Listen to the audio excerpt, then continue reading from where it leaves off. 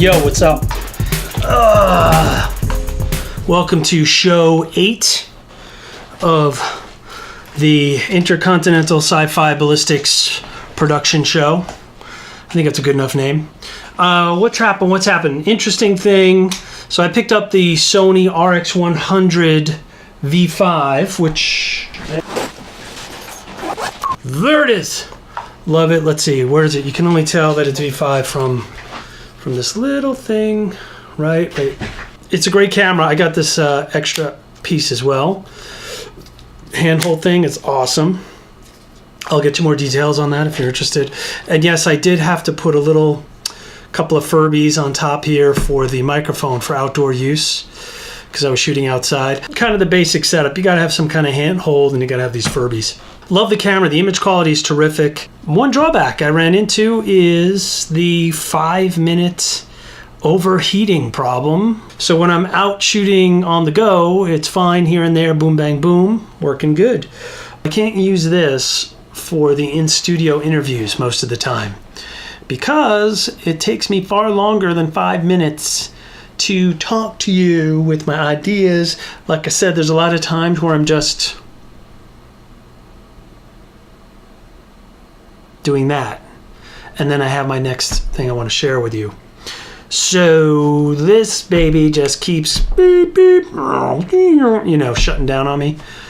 It doesn't really make any of those sounds, but I love sound effects.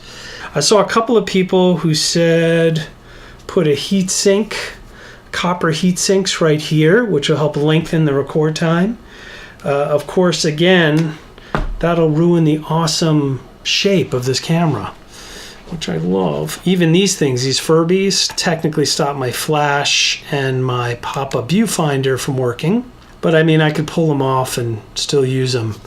But 2 things for the next version, not 6, but 7, because they already have 6 out. 3 things. So 3 things to do for 7. Or do a 6B, a version 6B or a 6X for video recording.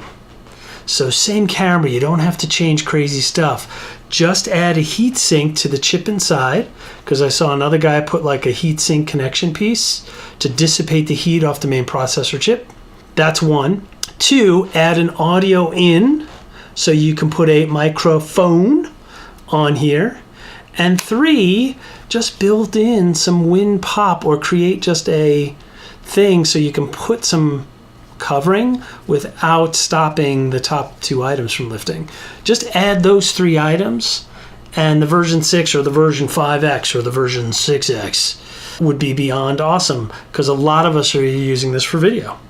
So I think it's kind of cool. The pictures are awesome too, though, I gotta tell you. I take pictures and I come back, I load them up, and I'm always just so impressed. So this has been one of my adventures on the sci-fi front.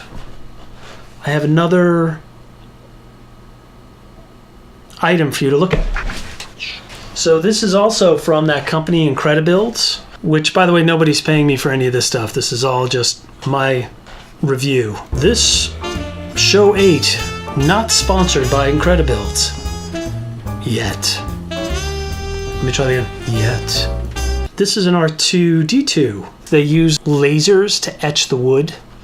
And what's great is it smells like wood that's been cut. I used to be the head carpenter at Houston Performing Arts Camp about 17 billion years ago. I was really young. I used to do their carpentry work, and this reminds me, the smell of the wood from these kits reminds me of that. I put them in the same precision and quality level as Legos. That's how much I like them and how impressed I am. R2-D2. I'll put it back here actually, just for now. One thing I want to talk about on the voiceover front. In voiceover, everything needs an opinion. It just does. You have to have some kind of motivation in what you're saying. I always tell people, if you have no clue, either love what you're going to say, hate what you're going to say, or laugh at yourself that you have no idea what to do with it. So you have an opinion on everything. But what I like to say is there are these phrases in voiceover that are opinion neutral, and you don't know what to do with it until you find an opinion for it. One opinion neutral phrase is, I couldn't believe it. I couldn't believe it. You really don't know what to do with that. until you see what's happening in the next line, right? I couldn't believe it. I lost my job. Now you know what to do. I couldn't believe it. I lost my job, right? Same phrase. I couldn't believe it. I won the lottery. That changes the whole thing, doesn't it, right? I couldn't believe it. I won the lottery. There's a lot of neutral phrases in copy, and you need to find what you're going to do with it. Even if it's small, it still needs something. That's my tip for today in the voiceover front. That's it, and see you later.